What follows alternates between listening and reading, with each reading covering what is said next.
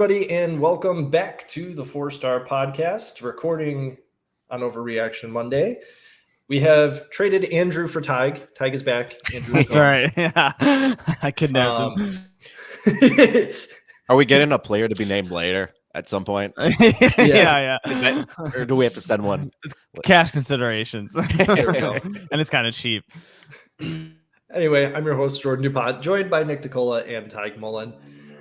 We have a lot to cover today. Unfortunately, we did not get the playoff outlook for the Cubs. We got the season wrap-up for the Cubs, who the cat came through again, didn't he? Anyway, the season was over officially in game 161. I know beginning of the year we were like, hey, I just hope we're playing meaningful baseball in September. But this hurts. This really hurts because at the beginning of September, I think September 8th, if I remember correctly, we had a 92% chance of making the playoffs. And by September, 27th, it was 0. So do we have any gut reactions or anything? How are we taking this news? I mean, yeah, it's like, do we have any gut reactions? And to me, it's just like, we're so numb to this everything Chicago. Like, I don't know. Thank you, Bears, for making this hurt less. Yeah. It's just like, I don't know, man. I remember crying to the heavens about bullpen at the beginning of the year. Yeah. And sure enough, and then it got good. And then it was like, oh yeah, like, holy cow, like we have something here. And then it just kind of all just came crumbling down, and it just seemed like those last few games, man. Anytime we held a lead, it was like, when's it gonna go? And then every time it went, and that's just really tough. Obviously, we had the toughest schedule to finish it out, like compared to like the Marlins and Diamondbacks. We played the Braves and the Brewers, which doesn't help. But what would help is earlier in the year, winning the games you're supposed to win, and then we wouldn't even be in that position. So. Well, Tag on your by the Diamondbacks, winning the series against the Rockies in that Colorado. That series where you got swept by the Marlins all in 1-run games. But I do want to go off at Tag, your point on the bullpen. It ended up being right because you look at that stretch when the Cubs were playing well, they were really leaning heavily on only just like a few key guys in the bullpen: Alzolay, Fulmer, Leiter, and somebody else I'm forgetting. But Merriweather was decent. Merriweather, yeah. But by the time it was down the stretch and it's like, okay, the offense is cooling off. We actually need the bullpen to hold the lead. All those guys were hurt. They were going on and off the IL, and there was nowhere else Ross could really lean on. So you had these guys not used to these high leverage spots. Now you suddenly have to rely on, Palencia to get outs. And it's like, and Boxberger coming back and getting outs. Obviously, and I didn't voice it mainly. Well, two reasons. One, I haven't been on the show for a while because I've been so busy, but also like just to our group chat, it was like the moment Alzolay went down in my head, I was like, oh, that's it. Even though it doesn't all fall on one guy, we know that. And obviously, even Alzolay blew a save before he got hurt. But just when I saw that, I was like, uh-oh. We got to beat everybody by 10 points because otherwise I feel the bad juju coming, and it did, unfortunately. So I don't know, man. I don't know. So many questions for this offseason, I guess. I do want to give some credit to Jed and Tom Ricketts, actually, believe it or not. I was reading a couple of passages from their respective season wrap-up interviews. Shout out to Bleacher Nation. They do a great job of covering all that stuff and putting the quotes in their daily blogs. Both of them, first of all, Ricketts said that he expects spending to be similar to what it is this year. Nobody's going to come out and say we're spending over the luxury tax, but he understands that, you got to put your money where your mouth is. I believe in Jed's interview, he said, hey, I saw it. Our bullpen collapsed. We need to do a better job of bolstering the bullpen. So already he's talking about making improvements and taking lessons from this year into next year. So, not to switch topics to the Bears 5 minutes in, but a little bit better than a lot of the Bears interviews we've been seeing where everybody's just, having diarrhea of the mouth and spouting out just typical coaching phrases in their interviews. I hate coach speak so much. Jed's actually owning up to it. Yeah, I hate coach speak. I know we're already diving into the Bears again. I don't know if we can stay on the Cubs. We're staying on the Cubs. I just, we can I stay wanted on to the draw a Cubs. comparison. Okay. Jed's at least taking accountability, taking stock, and shooting everybody straight. We need to work on the bullpen. That was our biggest point of weakness this year, I would say. Right. Well, it is also one thing to point that out, to point out the weaknesses in the team. It's another thing to go out and actually do it. And the question is as it was, last year we knew going into the season, like the bullpen was going to be an issue. Like Tig said, he knew. Are they actually going to go out and do it? And it's not just the bullpen that's an issue. You've got you gotta re-sign Bellinger. If you're not re-signing Bellinger, that's an outfield bat you gotta get. Corner infield's a big concern. The Shohei question now. The Shohei question.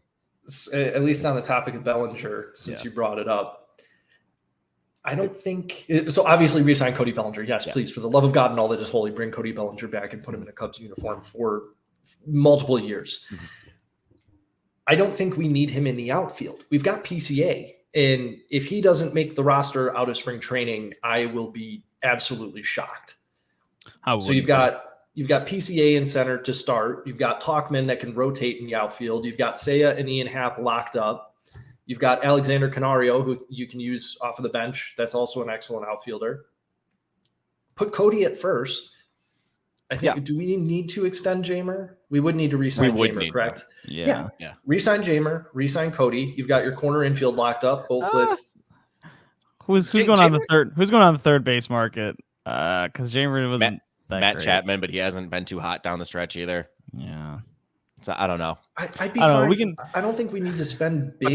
But that's why Bellinger is like a great fit for this team, because he fills two needs. He can rotate in the outfield and he can play first base. He's elite at both. He's a great hitter. So yeah. We've got Madrigal off the bench if you want to give Jamer a rest or play Jamer at first to give Cody a rest. Madrigal's a great contact bat, and he was playing great third base. Mm-hmm. Again, I brought it up last week. Miles Mastrobuoni was really, really good down the stretch. I'm just saying. I'm not saying he's a key piece next year, but if you got to ride with that as a guy off your bench, I'm okay with it as long as he can continue to produce like he was at the end of the year, because he was playing out of his freaking mind, even at the plate. He was doing solid. It's kind of funny. I was trying to make a troll post about him like a few days ago, and I had to look up his stats, and I was like, dang it, he has been doing well. like he brought up his season averages, and like everything went up, and I was like, oh, all seriously, right, cool. I think he ended the year, if not at just a tick below a 250 hitter, which I know batting averages and everything. I'm not saying it is. He ended the year with like an 82 WRC plus, which is still below average, but considering he started the year like 40, it's good to see that improvement. Yeah. So, I mean, I think defensively and position player wise, we actually, again, if you can re-sign Cody and if you can re-sign Jamer, I think you're pretty well set overall. It's really going to come down to pitching, both starting and in the bullpen. And I think the bullpen is obviously the biggest need. We had a lot of guys that were up and down this year in the rotation, but Javier Assad was very nice surprise. Jordan Wicks was awesome coming up from AAA. We've still got guys in the pipeline that were playing really well. That's the thing. You need one of those guys to make the jump. Like you need one of those guys to be able to make the jump. Like this year, we thought Hayden Wesneski was going to make the jump. He didn't really do that, and he ended up getting moved back to the pen. So I think the starting pitching is still, we're assuming. So the rotation next year, we're assuming Stroman is gonna take his player option. If he doesn't, he's an idiot. I mean, he's not going to get anything on the free agent market. He'll be back at the end of the season. Steele, obviously. Hendricks, I don't know. We don't know. Yeah, we don't know. And honestly, so that's another thing from the Ricketts interview I read. The reaction was it's going to be very likely that Kyle Hendricks is back in a Cubs uniform next year. Okay, that's good. But also most likely going to resign him. But it is another year older. I mean, he looked really good, but how can you rely on him to do that for another year? Because there were points where he ended the season with a 3.74 ERA, which I think they said was like 20% better than league average, if I remember right from reading the stat. But he was better than league average as a starter this year. And again, the type of pitcher Kyle Hendricks is, you look at similar comps, and I'm obviously not saying he's as talented as Greg Maddux is, because Greg Maddux was able to do what he did for his entire career. But Greg Maddux pitched into his 40s. I mean, he lasted a really long time. When you're not throwing the ball 100 miles an hour all the time and, just sitting high 80s, low 90s, it doesn't tend to wear on you as much from what we've seen. So I'd be fully confident that Hendricks can at least have a league average season and be a 4th or 5th starter in the rotation. I feel like you could have said the same thing about Smiley going into this year, and look what happened with that. Yeah. That was more. Hendricks has shown a lot more consistent control. That's fair. That's fair. I think Hendricks is better, but it's still, it's still something to look at. I think. That's fair. Yeah, I am a big fan of the old adage of you can never have too much starting pitching. It's like you can never have too many cornerbacks in the NFL. And with Kyle too, because I remember they talked about it. This is a few months ago, so maybe he's resolved it a bit more. But like, he had to change his mechanics because he did mess up his shoulder, and that's something that he mentioned this year. He's like pretty candid about it. He's like, I don't feel perfect still. Like I'm still tweaking these mechanics. So that's something that, like, again, Kyle has shown that he's a pretty consistent guy. He knows what he wants. He knows how he wants to pitch. He's smart. But I would also be it's like, I'd rather he being a 5th guy, because who knows how much longer. Hopefully he just keeps it up, and then he just keeps throwing like a 3.5 ERA for the rest of his life at best, or at worst. But we'll see how his body handles the wear still. So, are there any relievers, before we touch on David Ross and his situation? Are there any relievers that we're hoping we can see or bring in or want to see come up from the minors next year? I don't know. I'd have to do. Yeah. I'm assuming we're gonna have like a big off-season episode. We will dig into it at some point. Yeah. I don't have any names. Well, moving on to David Ross then. It was very strongly hinted at by upper management that David Ross is also returning next year. Yeah. How do we feel? I don't know. I mean, that's a response right there. Yeah. I'm whelmed. Yeah. I am whelmed. Like the players like him. The players like they play for him and they respond to him. I don't think we can deny that. Exactly. But then you got just these moments where it's just like, Ross, what are you thinking? What analytics are you looking at to justify this dumb move that I'm sitting here and telling you isn't going to work? Yeah. So I don't know. Yeah, I don't know.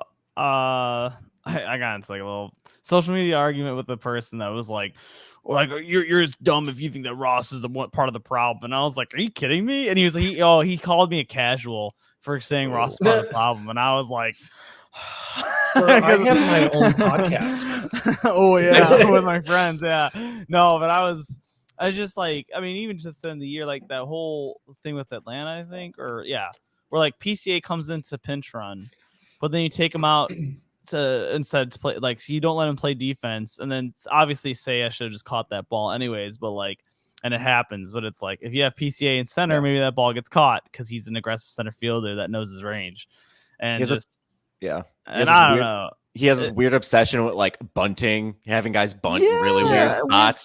Again, Jed said, I'm not a fan of it, flat out. Okay, so hopefully that can change a little bit next year. That needs to get ironed out, because I'm sitting there, it's just like, why are you having this guy bunt in this situation when it's clearly not, what would you do? Why? I get part of this is sort of the roster construction of what Jed has given him, but why are you constantly giving Eric Hosmer starts? Why is Christopher Morel on the pine for, why is Alexander Canario on the bench for 2 weeks straight after hitting a grand slam? Why are he and PCA barely playing when the guys that I get part of it is, ride the guys that got you here, but at the same time, these guys are gassed. They're tired and they need a break here and there to keep them fresh, and we need to win. Like, we need to win. You need to make the playoffs to have a chance at a World Series to get these guys. Exactly. So I don't know. I'm whelmed. That's my That's what I will say. I think that's fair. I'm kind of same boat. I'm not surprised. I'm not upset, but I'm not excited. The one thing I will say, Gabe Kapler did get fired by the Giants. He doesn't have I don't think he has a high enough he's not like Madden becoming a free agent where you just have to dump your guy to get this guy where you have a consensus top manager. I don't even know who that would be.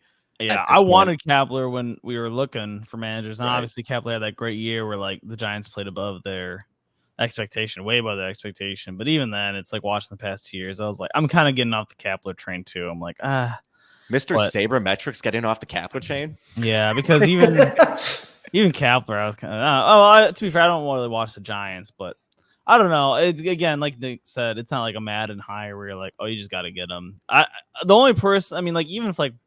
Because I don't know how I like Bob Melvin if he's gonna get fired from the Padres. Like I don't even know if I'd get Bob either. Like I like Bob Melvin a lot too, and obviously he had to deal with his own problems with the Padres GM being a total micromanager. But I don't know if I would dump Ross for Bob either. So Yeah, I think I don't really know. the last. Davey Martinez. I don't know.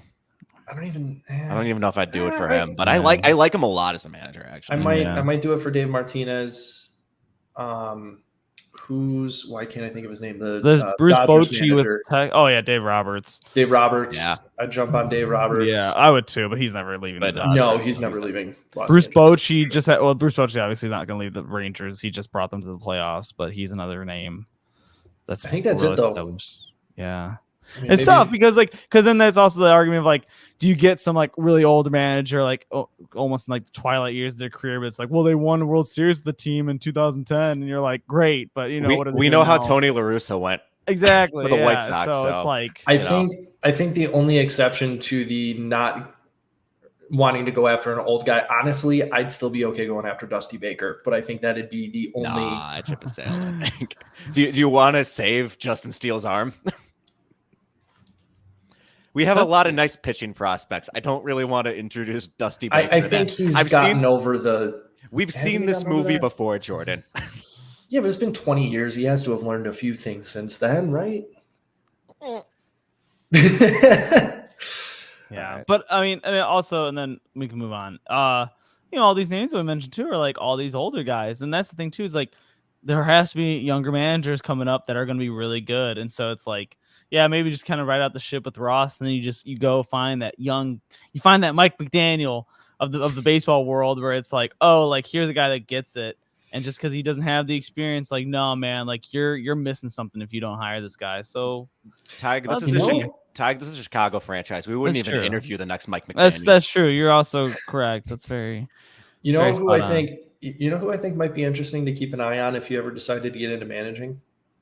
Buster Posey. Well, yeah, he's him. Like guys like catchers like that. Obviously, would be interesting hires. How hilarious would it be if the Cubs hired Yadier Molina? I was about to say that. I didn't even want to say that. He feels dirty. He's destined to be a manager. I'm sure he'll go back to the Cardinals. Yeah, I think comes, how hilarious! He managed Team Puerto Rico in the World. He did manage Team Puerto Rico, and they also, they kind of played above and below expectations because they played below because they didn't have him actually playing and doing all the work, but also because he was still so involved. I feel like Puerto Rico played a bit higher than they did, but this is already back in March, so I don't remember. Yeah. But yeah, he'll manage. He'll probably manage the Cardinals. You'll get more of the Cardinal way, and whatever. Anyways, we've been talking about this forever. We haven't talked about the Bears, so we're only at like the 15-20 minute mark, and yeah, I think we're kind of just procrastinating on the Bears. We really don't want to do this. Dropped at 31-28 after being up 28-7. Well, we got to start with we got to do all the news, don't we? Well, first Andrew's big update.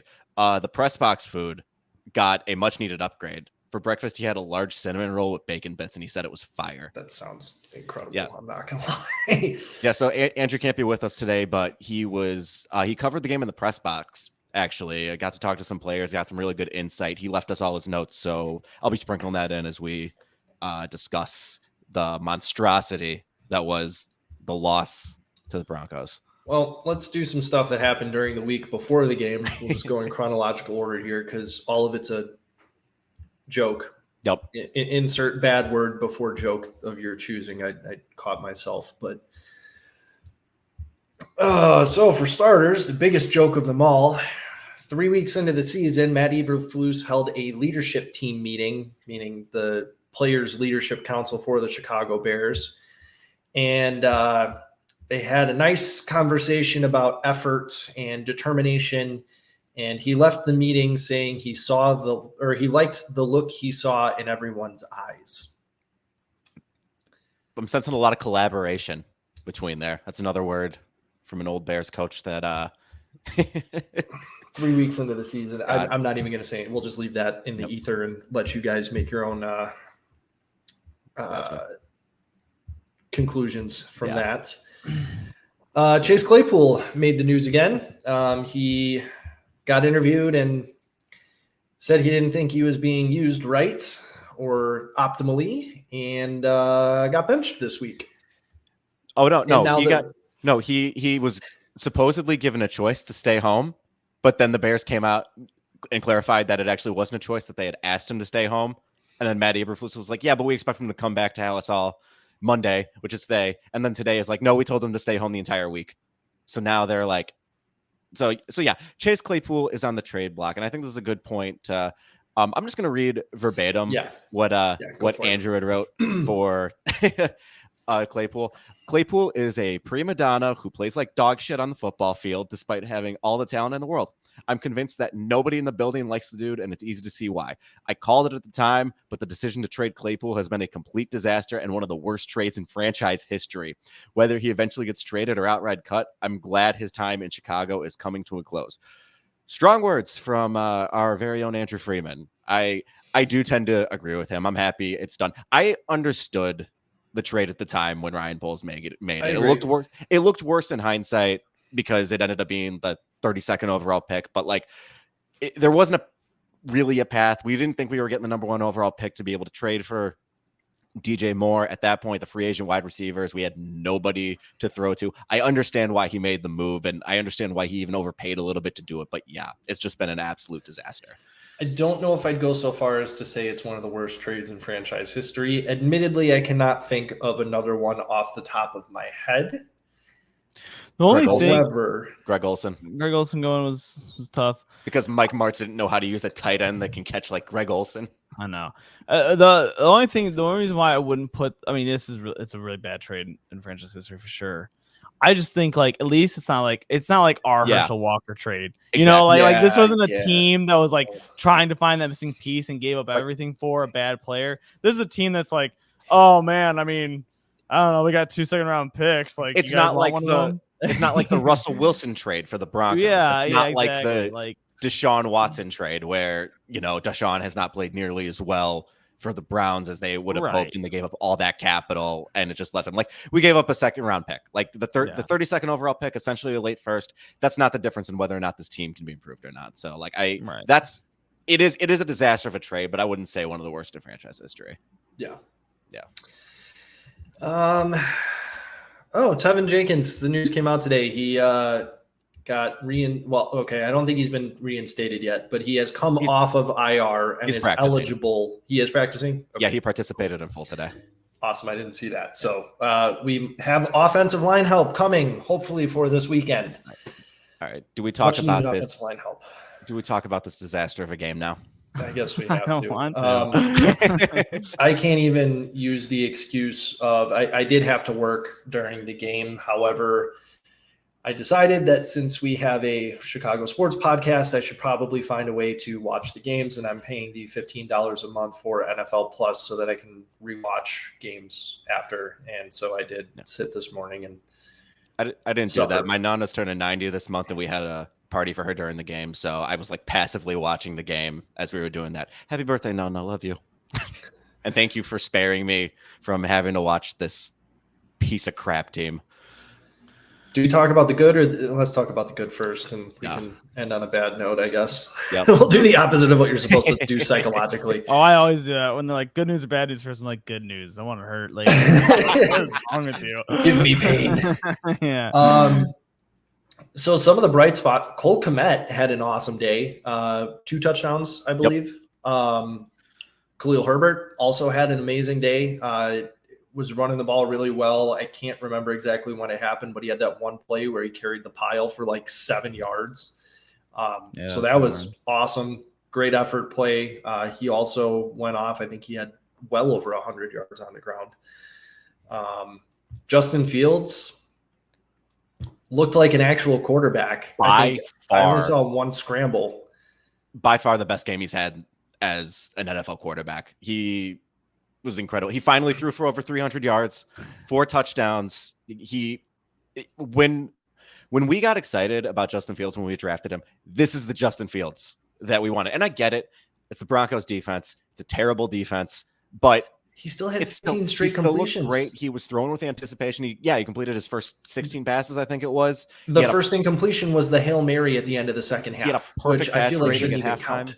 Yeah, he played very well from what I've heard. I don't think you can attribute all of that just to the Broncos defense. To me, he came out, he was looking confident. He was getting the ball out quick. Again, I can't remember exactly where the pass went, but there was one, he stood in the pocket knowing full well had a defender running right at him, took a shot, but delivered the ball perfectly. I mean, he looked incredible. Yeah, that was the play I was going to talk about too, Jordan, was that slant route where, I mean, like the linebacker is bearing down to break on the route. The corner's coming out over the top, fits in a tight window. I was just rewatched that play before we started too, and like our offensive line didn't know when the snap count was. You can watch it, like our tackles don't move until they see the rushers already past them. So that's why he had 2 free rushers coming at him, and he still stood tall and just threw an absolute laser. And that's what we need to see. It's just, man, this team. Yeah. now the bad. Yep. Go ahead. Defense, man, we're still not getting any quarterback pressure.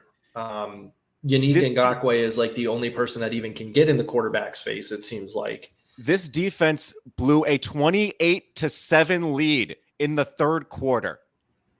Your quarterback has the best game that he's ever had in the NFL, and you do that. And I get that they only gave up the 2 touchdowns. The second one was, a fumble, a scoop and score, which I blame. I don't even blame that on Justin. I blame that almost entirely on Luke Getsy. Yeah, dude. How do you keep calling that play? He's called that play multiple times, and Justin's get hit every time. Like, how do you keep calling that play? It's been a theme with this coaching staff that they just do not adjust. It doesn't matter if it's working. If it's working, they stick with it until it doesn't work, and then they just keep doing it, hoping it'll work again. And if it's not working, they just keep trying it, hoping it'll work again. It seemed like every big play we gave up, I was trying to actively look for this, and I'm kind of proud of myself because the thing I sucked at the most playing Madden was reading defenses. But alas, the thing I noticed was every time there was a big chunk play for the Broncos, we were playing in off zone every time. And it was always just receivers finding the holes in the zone and sitting. I've said it every week that we've had an actual Bears game, a meaningful Bears game this whole football season. Our cornerbacks are large and physical. And I know most of our starting secondary was out, but still, our cornerbacks are large and physical. They should not be playing zone. They should be playing press man every single time. Jam the receiver at the line, use your physicality, disrupt the quarterback's timing. Allowing Jerry Jeudy to find open space is stupid. He is faster than everybody else on the field. You are not going to catch him. You need to jam him at the line and disrupt Russell Wilson's timing. Don't let them find holes in the coverage. Andrew has his notes here that after the game, he was able to talk to cornerback Terrell Smith, and he mentioned that in the final drive, the Bears were playing cover 2 on that big play that put the Broncos in field goal range. It's just like, yeah, this is cover 2. Everyone knows that you're just going to sit in cover 2. It's the same old lovey defense. It's he says here, this is what the organization gets for trying to recapture lovey nostalgia instead of actually building a modern football team. It doesn't make sense that we hired a defensive guru to be our head coach. I think it's fair to say that he's not. I mean, clearly he's not. Yeah, it's like when we say we hired an offensive guru for Nagy, and it's like, right. We hired a defensive mind. That's the thing. We hired a guy who was supposed to be a defensive guru, who clearly isn't any kind of guru other than how to blow a big lead, because this is the first time in franchise history, I think, what was the stat that I shared? It was a tweet. 25 points. They allowed 25 points. Yeah, but how many in a row? What is that, like 10? No, it's a little, 14 in a row. 14. No, not total losses. Amount of games 14, we've lost. yeah, I think it's been 14 straight games of 24 points points given up or more. Well, the 14 losses is also a franchise record. So it's 15. Is it 15? I think, or no, it's 14. I don't know. Whatever. It's Whatever. too many. It's a lot. It's way too many. It's too damn high. Shout out to 2008 election memes. But anyway, this is just ridiculous. We have not seen a Bears team consistently this bad, I don't think, in our lifetimes, really. No. This was supposed to be a turning point, and it has been anything but. It's worse than more of the same. We have regressed. And I don't want to watch this the rest of the year. I know the McCaskies don't. I like it. He's a masochist, but I know the McCaskies family policy is not to fire coaches in the middle of the season, but God damn it, this is the worst I can remember. I want it just cut ties. I think one of the few things saving Matt Eberflus at the moment, if they were going to fire him, they're not going to do it this week. The Bears have a game Thursday in Washington. They're not going to fire him on a short week. But if they lose in embarrassing fashion on Thursday in Washington, they have 10 days to think about it. I think all bets are off. I think if you're going to fire him, you do it then. You maybe start shopping fields at that point. I think everything is on the table. If we win, you still fire him. He should just be gone. He should just be gone. The worst thing that could happen would be like we win like 31-0, because then they'd be like, all right, we saw the improvement. You can just keep your job. Like if they lose and they don't fire him, then the Bears are not a serious organization. I mean, we know they're not a serious organization. Yeah. But you have to fire him if you lose. This has been the worst start, possibly in franchise history, certainly since I've been alive. This is worse than Mark Trestman. I'm fully comfortable saying that. Again, I think we talked about it. I think we talked about it last week. Yeah. We are at Mark Trestman levels of bad 3 games into the season. I mean, think about just the last 2 weeks. You had the quarterback kind of calling out the offense, like the play calling and the coaching. You had all the injuries. You had the defensive coordinator who may or may not be in trouble with the FBI rumors at Hallis Hall getting raided, $100,000 of like gators and equipment getting stolen from Soldier Field, getting blown out on like in a prime slot in front of Taylor Swift. And then you have this Claypool drama, and then your quarterback, your hope. I said it earlier, but he is the guy. He is the whole reason the season is important. He is what you are building around. He's your centerpiece. He finally has the game that you know that you hoped and wanted him to have, and you blow it. You blow a 3-score lead, and at the end of it, it's not, the discussion isn't, oh, look at how great Justin played. Maybe he can build on that. Maybe he has some momentum. He's feeling good going into the Washington game. Now it's the turnovers at the end of the game. It's the fact that he had the ball in his hands and threw an interception, whether or not that's his fault or not. He gave up the strip sack, whether or not that's his fault or not, or you hate the play calling. He's wearing that loss. So there were reports he stayed in his uniform, pads on, for a half an hour after that football game. You cannot tell me he is in any kind of strong mental state. No. And I'm not saying he is a mentally weak person. No. By any means. I am saying this is not an environment anybody can reasonably succeed in and feel good about themselves. He played out of his freaking mind on Sunday, and all we can focus on is falling apart in the fourth quarter like we've been doing for the past year and a half. We have ruined Justin Fields. I feel so bad for Justin Fields because he's awesome. I love how he carries himself. I love how he plays the game. We have ruined him. And honestly, if we can't keep him and turn things around him, I hope he goes somewhere and has an awesome career, because that's what he actually deserves. By the way, in case you were wondering, the Bears have had 2 coaches in history with a winning percentage in the 200s. Matt Eberflus is not one of them. Yeah, I looked it up too. The longest the Bears have gone without a win in a single season was until week 8.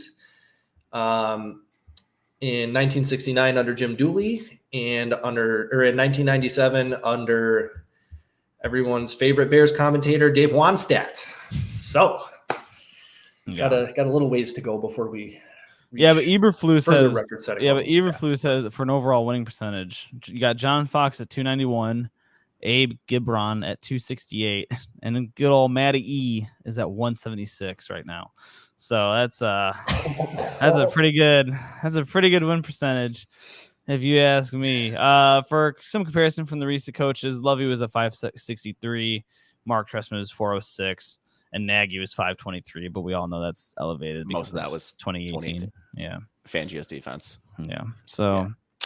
Yeah, I think Lovey Smith cursed us on the way out the door because I mean he went. But he also helped us. But he also helped us. Yeah, he's also a bear for life still.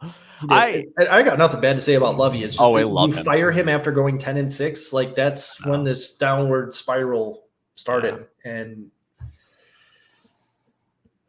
I don't know, man. This is just infuriating. I don't know what else to say. Kevin Warren needs to, if we lose this game on Thursday against the Commanders, which I'm sure we will, because Sam Howell has actually been playing pretty good football. The Commanders just took the Eagles, who were in the Super Bowl last year, to overtime this past week. We're going to lose this game. I have no hopes at all whatsoever of us. Do we want to guess the line? Have you guys seen it? I have not seen it. Okay, isn't it like 7.5? No, that was my guess. That was my guess. Yeah, my guess is Commanders by 7.5. I'm gonna say Commanders by 6.5. I don't know. Commanders by 4. Jordan gets it. When I looked at it last, I don't know if it's moved at all, but I looked at it. I think this morning it was 6.5. Makes sense. Yeah, 1 touchdown. I figured as much. Kevin Warren needs to step up. I know the McCaskies don't like firing people mid-season, but if we lose this game, you gotta kick this whole team to the curb. I mean, I think I mentioned this last week, but like Ryan Poles reports directly to Kevin Warren now. That's the new leadership structure. Matt Eberflus reports directly to Ryan Poles. Does Ryan Poles make a move? I feel like you need to, like, at this point, especially something needs to give. Man. And I mean, I think too, like I said, the only reason why his job is safe for now is because of Thursday night game. But I mean, that last play after they lost, like seeing Ryan Poles after the failed 4th and 2 or 4th and 1, and Poles is just like in the press box, like just dead face, like staring straight ahead. Like that is the face of a man that's like, I'm gonna ruin everybody. And if he doesn't, again, it's like one of those things where it's like, we wouldn't be surprised because this organization's so bad. But it was one of those things where it's like, dude, like you watched that game with your own eyes, Ryan Poles, and you've watched this team, how they've progressed and regressed, really. Like, you got to make a change. And this, oh my gosh, that's deep. Well, just the bullshit lines from Eberflus about, this is a team based around discipline and bullshit. Yeah. First of all, they're not disciplined at all. Second of all, yeah. What's the hits? It's hustle. They're not hustling. It's intensity. There's no intensity here. Everyone's dejected and dead. What's the T? Turnovers. They're turning the ball over, but they're not getting takeaways. And smarts, they're not playing smarts. What the hell was that sequence at the end where they tried to do the hard count to the decision to go for it on 4th down? He's still like being hard enough. We didn't even touch on that, but it's so stupid. So stupid. If you're gonna burn the timeout there, then you do it to kick the field goal. Otherwise, you just run the play before the timeout happens. Like, what are we doing? Well, I don't know. I know you said you were only half watching the game because of Reno's birthday party. But if you listen to the commentators, they were saying the same thing. Yeah. What the hell are they doing? Because they said when Justin Fields went from shotgun to run up to get right under center, the defense shifted and there was a freaking hole there for him to run right through to get the first down. So they should have just snapped the ball instead of trying to get all cute with it. They had a play. And then they hand the ball off to Khalil Herbert when everybody knows the ball's going to go to Khalil Herbert. Shotgun run on 4th and 1. Just what are we doing? It doesn't make sense. Anyway. Well, because if it wasn't that, then it was going to be running.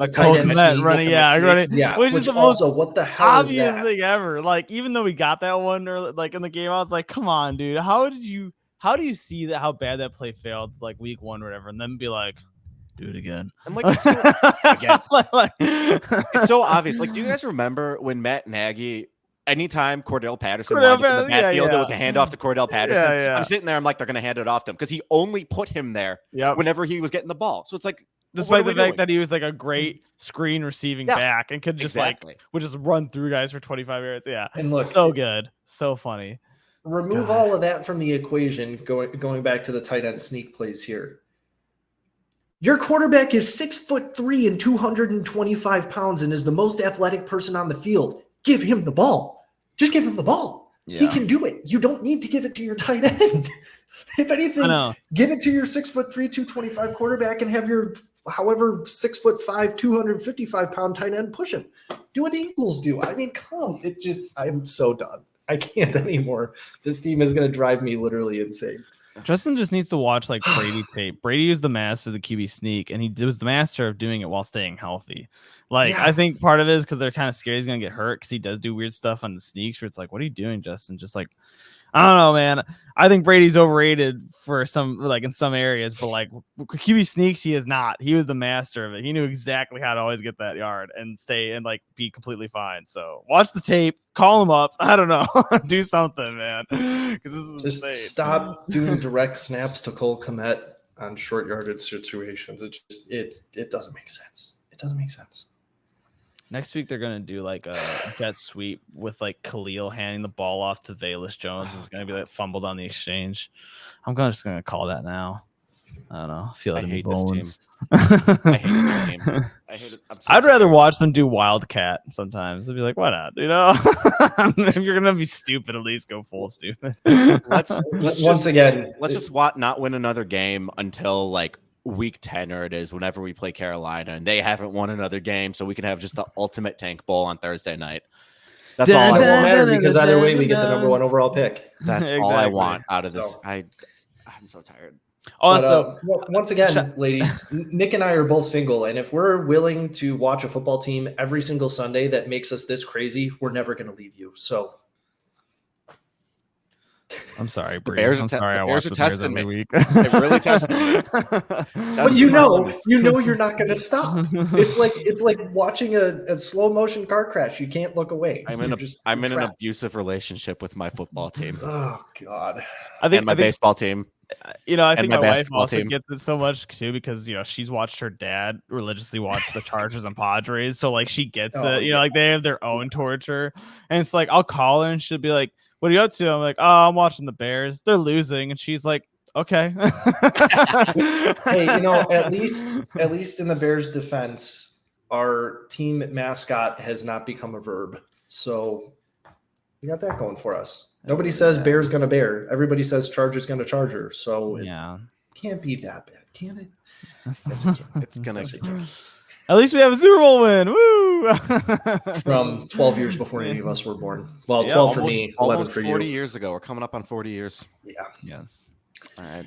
Well, we should probably move on before anybody refers us to a psychologist. I need to talk about Connor Bedard run through it real quick because we're going to go through it really we talked about the Bears too long. Okay, so the Blackhawks had 3 preseason games. Last Thursday against the Blues, they won 2-1 in overtime.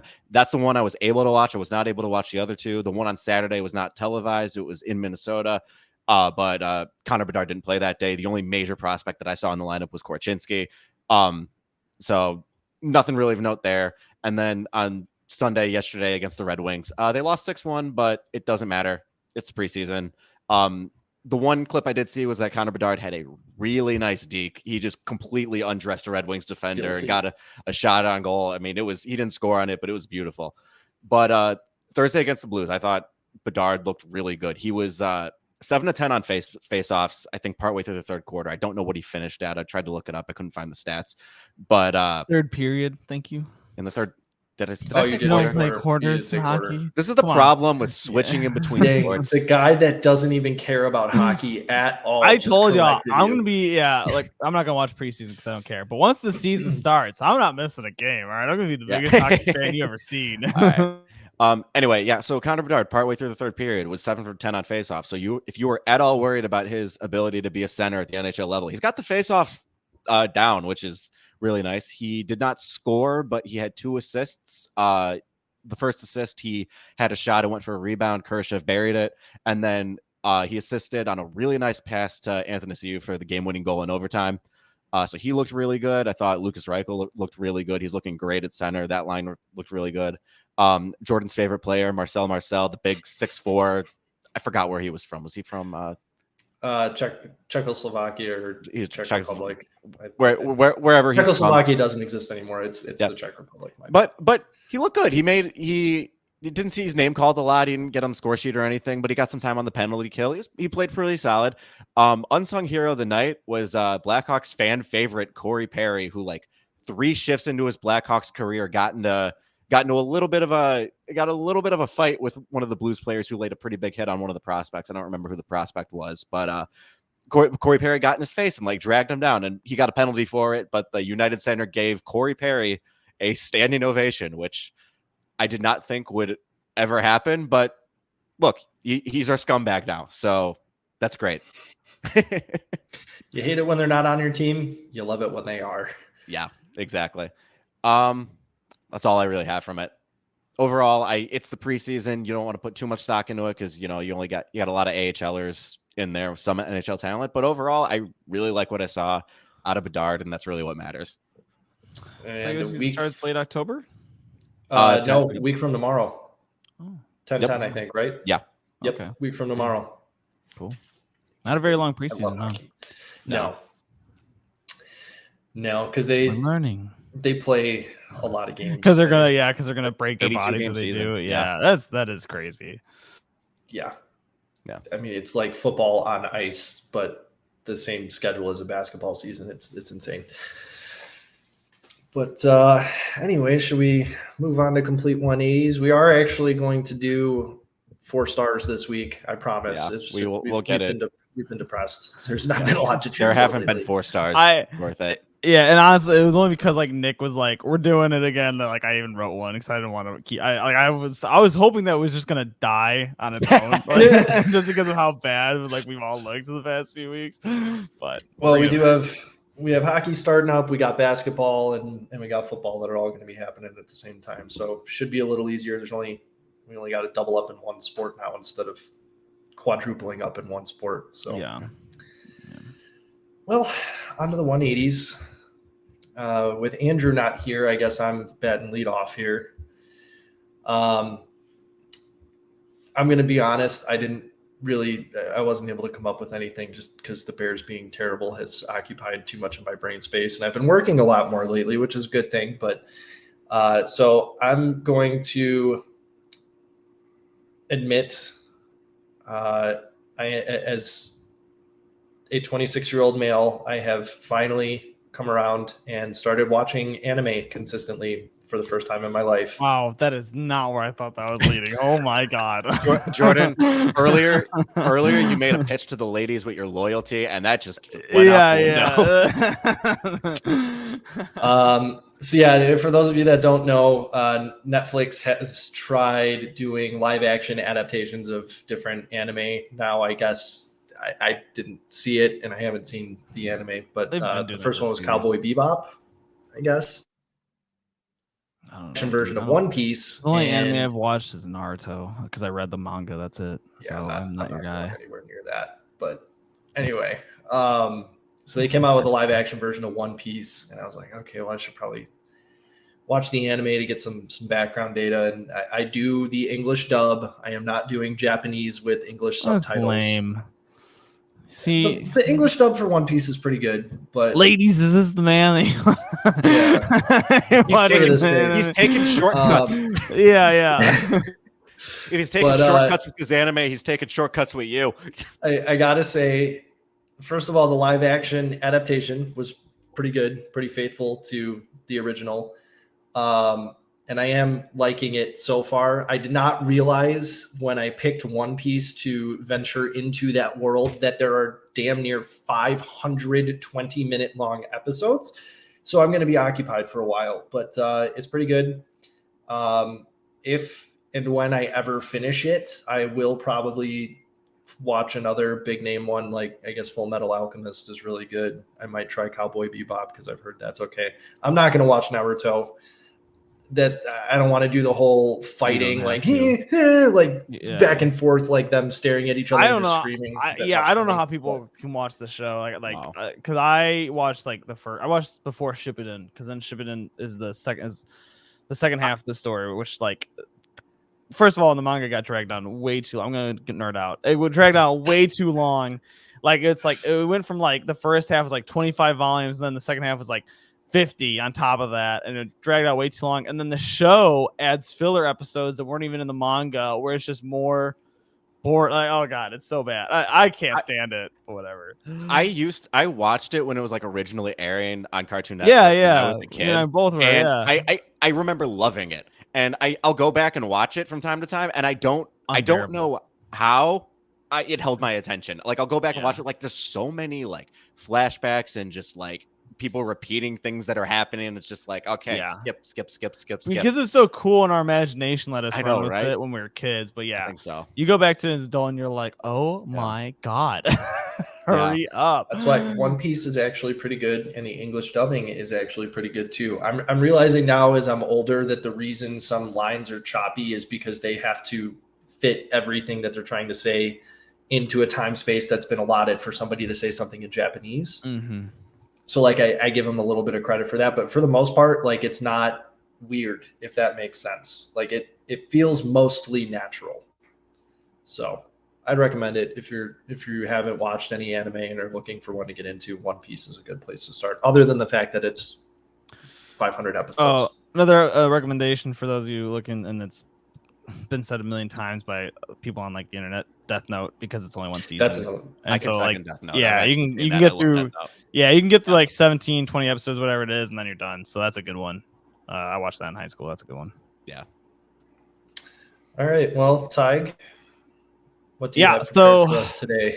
Well, it's kind of funny. This one is actually kind of a late change. I had like 3 ideas rolling around. I wrote like a whole script, and I was for like Blink, because Blink-182 is releasing a new album coming out, and I was just tossed. So I was like, I'll just talk about their new album when it comes out. Next week, though, everybody, on October 6th, Roger Waters releases Dark Side of the Moon Redux, and he's released Speak to Me, Breathe. He released Time, and he released Money so far. And they're all awful, but you have to wait till next week to hear the full spiel. I'm gonna listen to this album multiple times for you guys to get all the nitty gritty details. But anyways, so today a little quicker one was I had this thing where like a couple weeks ago where I was like, I would love to just be a high school football coach.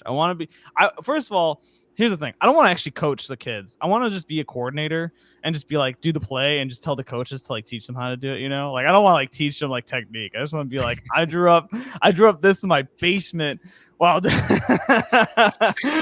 at 2 a.m. while inebriated. Like, here we go, kiddos. But I've always thought about like, I'd want to be an offense coordinator because I think that'd be really fun. And then I'm like, no, I want to be a defensive coordinator. And I want to teach these kids the 46 Bear defense. And I'm just gonna tell these kids every single play. We're gonna blitz 8. We're gonna blitz 8 guys every single play. I don't care. I'm gonna teach them like one play that's gonna be like cover 4 just in case, and then every other play is just gonna be blitz. And I don't care.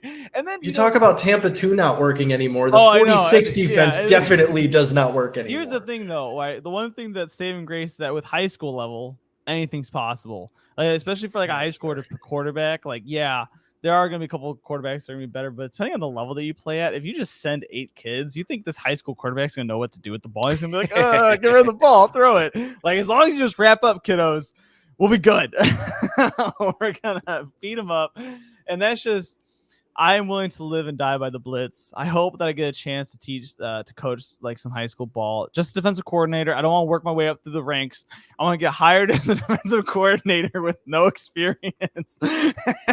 Just dial up like 10 plays that are all just engage 8 in various forms and see what happens. Roll the dice, baby. But that's, but also part of that gotta go into the Bears. Obviously with the pros, you can't get away with it as much. But that's just like comes down to talking about and all this coach speak and how much I hate it, of like execution, and just I'd rather face a team, or I'd rather be on a team that knows 10 plays back their hand that can just execute it super well than watch a team with 100 plays that they don't know what they're doing. And the Bears seem so totally lost right now. And it was sad about the Bears is that they seems like they only have 10 plays and they don't execute those. So future high schools, when I eventually start teaching like physics to high school kids and like start making fun of them when they make fun of me, I want you to take this as my resume to be your defensive coordinator or offensive coordinator. I mean, I'll take that too, but that's going to be, we'll have fun on offense too, but defense, I got it. I got the Philly playbook special ready. every play. See, Yeah, that's right. I think as a defensive coordinator, you're going to try and run the 46, but if you are an offensive coordinator, I can see you as like full Coach Klein from the Waterboy mid mental breakdown. Like he fakes to the left. No, he thinks he's faking to the left, but he fakes to the right. I don't know where I am right now. No, man. If I was an offensive coordinator, we'd have fun because I would take that. I would take that too seriously. Like if I was like teaching at that school, I would 100% neglect the teaching duties to coach, kind of like my actual high school coaches. So I mean, it kind of makes sense. But and just remember, kids, what mama don't know won't hurt her. No, just kidding. Don't actually use that. Don't. It's a quote from the Waterboy. Oh, don't actually use that. But Nick, before I get into trouble. Okay. All right. Well, I guess since all I do on this podcast is talk about teams that break my soul, I have to address my beloved Illinois Fighting Illini. Oh, here we go. A few weeks ago, before the season started, I was super excited. We had a really great season last year. Really built. We really felt like we had a foundation to go and build forward. Felt like Brett Bielema really knew what he was doing, and I gave maybe a slightly optimistic prediction of a perfect season. It might have been a little bit optimistic, but you know what? I felt like they could come within a game or two of that. I think that would have been nice. And I should have known, like off the top, they played a nail biter against Toledo, which Toledo, to be honest, among the group of 5 teams, are a pretty good team. But Illinois made it way too much of a game. Like Toledo hung around. I believe Illinois had to come back and win. If not for a miracle pass, in a last-second field goal, they would have lost that. Then you get embarrassed by Kansas, which was not fun. You played a close game with Penn State up until the half and then got embarrassed. You played Florida Atlantic really close. And then you go to Purdue, who have been floundering, and you just get absolutely embarrassed by your old defensive coordinator. Guys, what are we doing? What are we doing? Why? I don't know. Can I have nice things in life just for once? Right? No. I'm not allowed to have anything go my way in the world of sports. Like, nah, this is just, I'm cursed. We all are, man. And you know what? I'm fine with being cursed because it builds character. And trust me, I have hairline. I have a lot. Actually, no, my hair looks okay. Mine is receding. Mine is receding pretty fast. I have very nice hair. It is definitely like my best quality. It's definitely not my personality. I'm a fucking only quality. Only personality. And anyway, that's I didn't really have a formal rant planned, so I think that's just it. I'm just disappointed and I'm tired. In case anybody's wondering, Illinois is tied for the worst record in all of the Big Ten, both conferences. That cannot be right. It is. Overall record or conference overall record and conference record.